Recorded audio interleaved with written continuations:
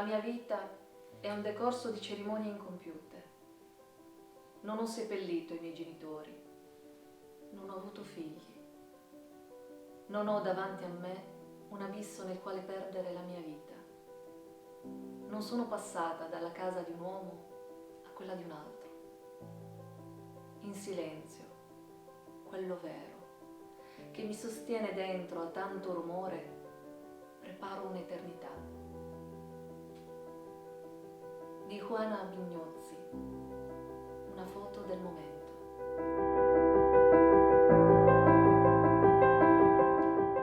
Rechella, concedici, Dio, diritto di ritorno. Di Ciriaco Feddu, un'altra storia al femminile, potente e sorprendente, che si fa leggere dall'inizio alla fine, con l'ansia che solo i grandi romanzi sanno dare.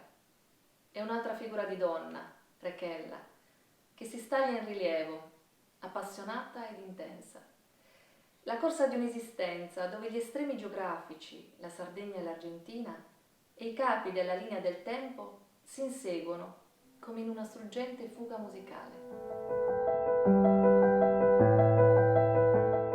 Il romanzo, intenso e profondo, segue sino ai nostri giorni la vita di Rechella, nata a Nuoro e poi emigrata in Spagna e Argentina. La narratrice è la stessa Rechella, una donna ricca di sentimenti, determinata e mai sottomessa. La storia è incentrata sul suo rapporto con Yaya, uno spirito pericoloso, alla ricerca di immortalità, incarnato in una nobile ragazza gallurese, e percorre i passi di una sofferta vendetta liberatoria che si dipanano per decine d'anni nel mondo.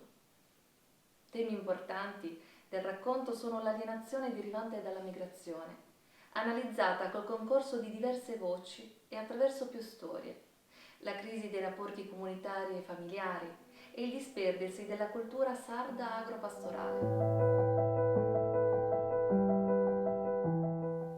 I personaggi si muovono in una Sardegna cruda e violata, che perde progressivamente identità e colori, e in un'Argentina quasi metafisica, appiattita dalla nostalgia e dalla distanza.